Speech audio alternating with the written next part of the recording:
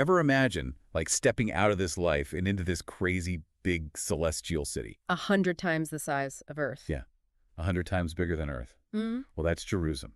And that's where this deep dive is taking us. Right into the heart of it, just like the Urantia book describes. And this isn't just any city. We're talking system capital, the hub for a whole local system of planets, including our own little Urantia. So we're unpacking paper 45 today. Local system administration. That's the one. Try and get a handle on how this celestial metropolis does its thing. System administration. Sounds kind of, I don't know, bureaucratic. What's exciting about cosmic bureaucracy? Oh, you'd be surprised.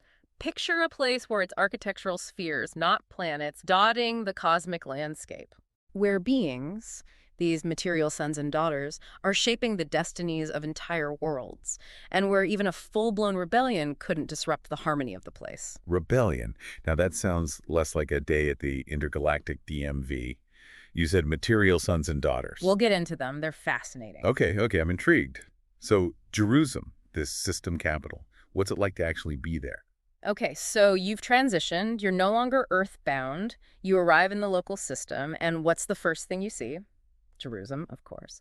This incredible cluster of 57 architectural spheres, each one a masterpiece of celestial engineering. 57. It's like a celestial city planner went wild. They had some grand ambitions. And the scale of it all, almost 100 times the size of our planet. Gravity's a bit lighter than Earth, thankfully. Yeah, I was going to say, so why so many spheres? What's the purpose? Think of it as a system designed for spiritual growth, each sphere with its own specific function. 7 of them are especially interesting. The transitional culture worlds. They're like way stations for the soul, each one dedicated to a particular phase of your spiritual journey. So each sphere is like, what, a different stage of the journey? Exactly. And the first of these transitional culture worlds, get this, it's called the finaliter world, where those beings who've completed the entire ascension process reside. Wait, so those who are just starting out, they get to see where it all leads. Imagine that. Being new to the whole ascension thing and visiting this finaliter world, catching glimpses of those who've reached the ultimate destination. That's some serious motivation right there. Talk about keeping your eye on the prize. But a place this buzzing, this active, it needs a leader, someone calling the shots. Who's in charge on Jerusalem? The system sovereign, a being called Lanaforge. Now, before you get intimidated by the title, Lanaforge has a story, one of resilience and unwavering loyalty. Okay, I'm listening. He wasn't always in charge. Satania, that's our local system's name, went through a bit of an upheaval, a rebellion, in fact. Let me guess. Lucifer. You know it. And Lanaforge, throughout that whole rebellion, he stayed loyal. Loyal to Michael, the universe ruler, who you might know as Jesus. And that loyalty, well, it earned him the top job. So he's not just a ruler, he's a survivor. Yeah. A tested leader. Yeah. But even for someone like him, running a whole system of worlds, you need a team, right? 100%. That's where Lanaforge's team of Lananandek sons comes in. They're like his cabinet, highly evolved beings, each with their own specialty. Okay, so who are these cosmic cabinet members? Well, there's Manserosha, Lanaforge's first assistant. After that rebellion, things were a little chaotic, and Manserosha brought the order. A central role. What about the others? His second assistant, Sadib, proof that even in the celestial realms, 2 heads, or at least 2 deputies, are better than 1. Makes sense. Teamwork makes the dream work. And then there's Holden. He's the custodian, I guess you'd say, but not in the way you're probably thinking. Custodian? Is he like shining up all those architectural spheres? Not quite. Remember those rebellious spirits, the ones who went with Lucifer? Right. Well, Holden makes sure those spirits don't cause any more trouble. He's got a very specific job. So less cosmic janitor, more like cosmic warden. Got it. Precisely. And then you've got Vilton, the system recorder, responsible for, recording everything that happens within the system. It'd be easy. Talk about information overload. And then there's Fortin, the bestowal director. Bestowal director, is that like a spiritual event planner? Kind of. He oversees any activities related to Michael's time on Urantia. Hold on, are we talking about Jesus' life on Earth? That's right. The Urantia book uses bestowal to describe those times divine beings choose to experience life in a material form, like in a material body on a material world. So Fortin's job is managing the ripple effects of Jesus' time on Earth. No small task if you think about it. Wow, that's quite the portfolio. And who rounds out this team of celestial heavy hitters? That would be Hanavard. He's the High Counselor. Not only does he advise Lanaforge directly, but he also acts as the chairman of the Jerusalem Executive Council. Wait, there's a whole council, too. Oh, yeah. This council is made up of 12 super-evolved beings. They guide the entire system. So they make the big decisions, right? You could say that. And who are these council members? Well, you've got the original Adam and Eve on there. Wait, Adam and Eve? Like from the Garden of Eden, Adam and Eve? The very same. Wow. I guess even Paradise has a probationary period. Apparently so. And then there are representatives from various realms and even other planets, all chosen for their wisdom and experience. Original Adam on a celestial council? That's wild. What does this council even do? Are they, like, drafting treaties for the whole cosmos? Think of them more as the ultimate advisors. Not just for Lanaforge, but for the entire system. Okay, advisors? Making the big decisions, representing Satania to the rest of the universe, basically making sure everything runs smoothly, according to the divine plan, of course. Right. Cosmic board of directors. Yeah. Keeping the system on track. Exactly. And speaking of guidance, the Urantia book also talks about a group called the 4 and 20 Counselors. This is where things get even more interesting, especially for us on Urantia. Those are the 24 elders for the Book of Revelation, right? The very same. John saw them in his vision. Sitting around that throne. That's the one.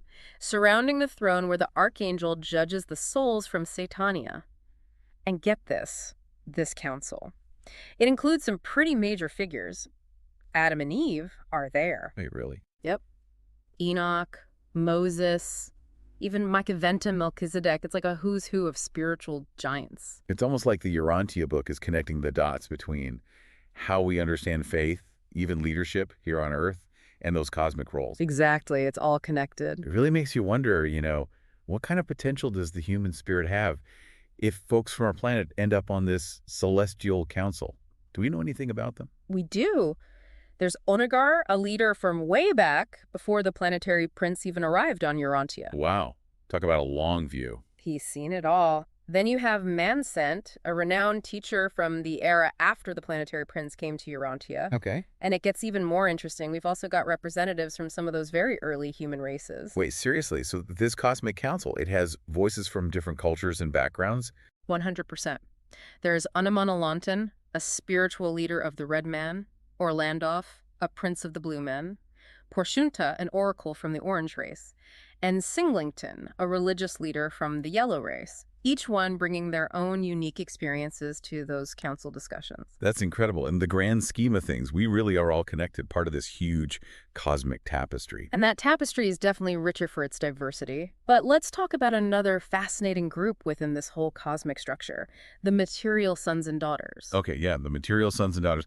I gotta admit, that one's got me a little stumped. Who are they? What do they do? Here's where we shift gears a little, move away from the administrative side, and into the space where the spiritual and material realms intersect. We've been talking about a highly organized system, but it's still a system of spirit, of energy, right? Well, the material sons and daughters, they're the bridge between that realm and the physical universe. So they're the ones who bring spirit into the material world. You got it. They're described as the physical link between divine beings and material creatures. That's a pretty big job when you think about it. What else do we know about them? Well, for one, they're the ones populating these planets we've been talking about, and they have families, just like we do, though their family planning might be a little different. Can you imagine those conversations? Honey, did you clear it with the High Council to have another kid? I'm sure it's a tad more nuanced than that.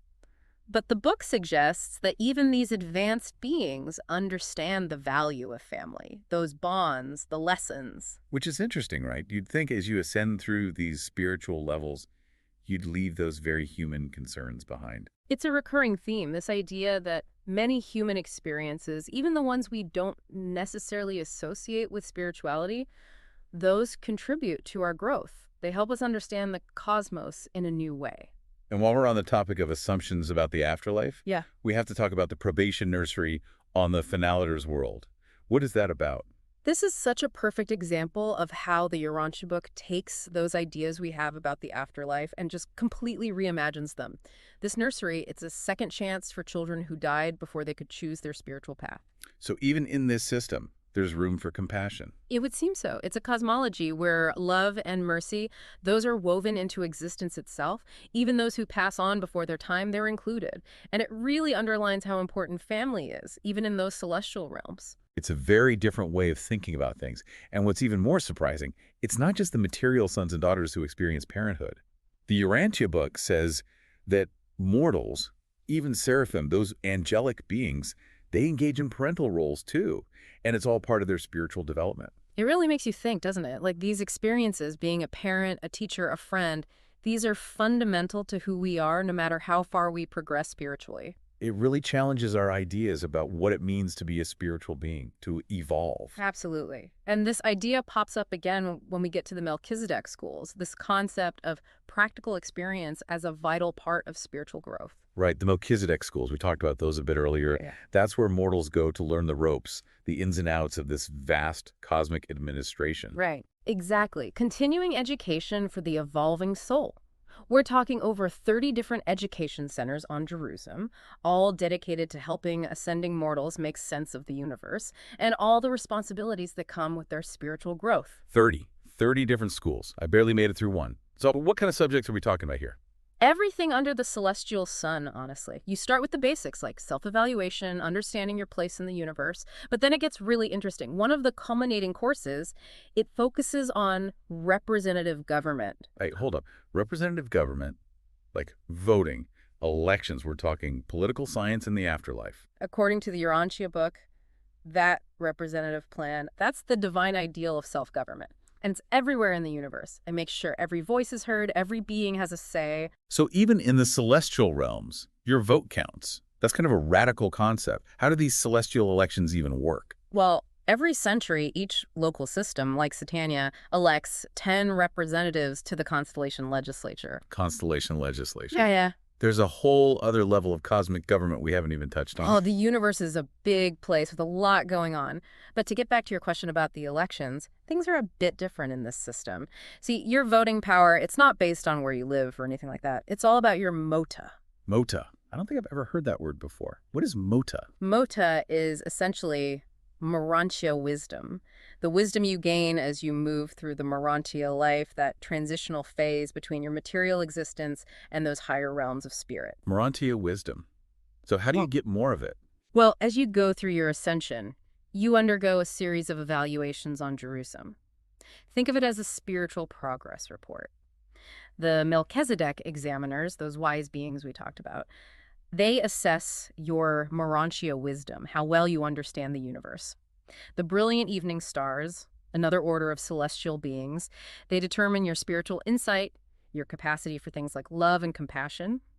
And the 4 and 20 counselors, they evaluate your social development, how well you cooperate, contribute to the well-being of others. So it's like the ultimate peer review, but with a lot more writing on it than my last research paper. You could say that. And your voting power is determined based on these evaluations. Those with more wisdom, more experience, they have a bigger say in how the universe is run. Makes our elections here on Earth seem a little simplistic by comparison. Maybe, but it also highlights a really important principle, something that resonates in both the celestial and the material realms.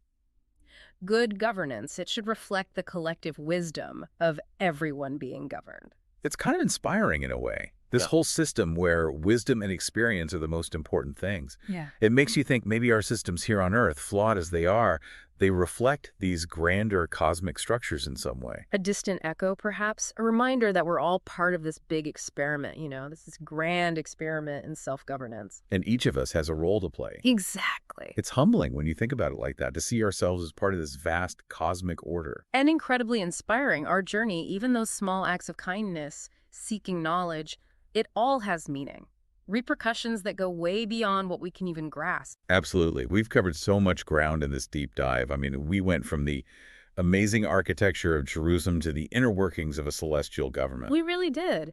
And we explored how the Urantia book sees the afterlife. Those compassionate provisions, like that probation nursery we talked about, and those fascinating beings like the material sons and daughters, bridging the gap between the spiritual and the material.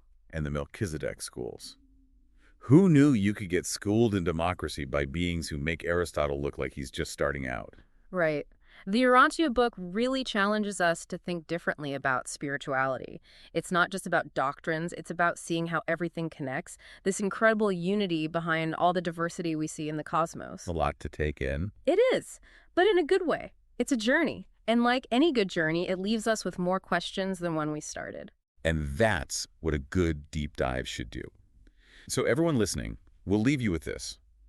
The Urantia book suggests that cooperation, wisdom, compassion, those are the guiding principles of the universe. So how can that knowledge change your approach? How you live your life, interact with others, how you see your place in this vast cosmic tapestry. Something to think about, isn't it? It might lead to some unexpected insights, a deeper understanding of your own unique purpose. Until next time, keep exploring, keep asking those questions, keep diving deep.